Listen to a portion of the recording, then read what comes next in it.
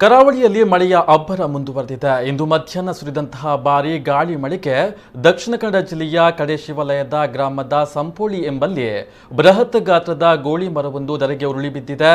ಸಂಜೆ ಸುಮಾರು 4ರ ವೇಳೆಗೆ ಭಾರೀ ಗಾಳಿಗೆ ಬೃಹತ್ ಗಾತ್ರದ ಗೋಳಿ ಮರ ರಸ್ತೆಗೆ ಉರುಳಿದ್ದು ಅದೃಷ್ಟವಶಾತ್ ಯಾವುದೇ ಪ್ರಾಣಾಪಾಯ ಸಂಭವಿಸಿಲ್ಲ.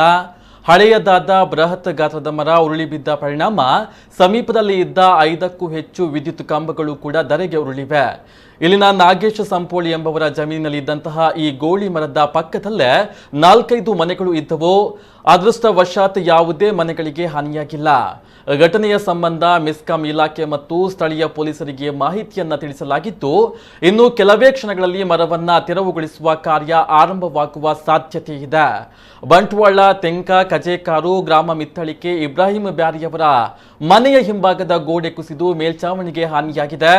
ಮಣಿನಾಲ್ಕೂರು ಗ್ರಾಮದ ಆಚಾರಿ ಬೆಟ್ಟು ಎಂಬಲ್ಲಿ ಜನಾರ್ದನ ಎಂಬವರ ಮನೆಯ ಮೇಲೆ ಮರ ಬಿದ್ದು ಹಾನಿ. ಪುಣಚ ಗ್ರಾಮದ ಪುಟ್ಟನಾಯಕ ಅವರ ಮನೆಗೂ ಹಾನಿಯಾಗಿದೆ.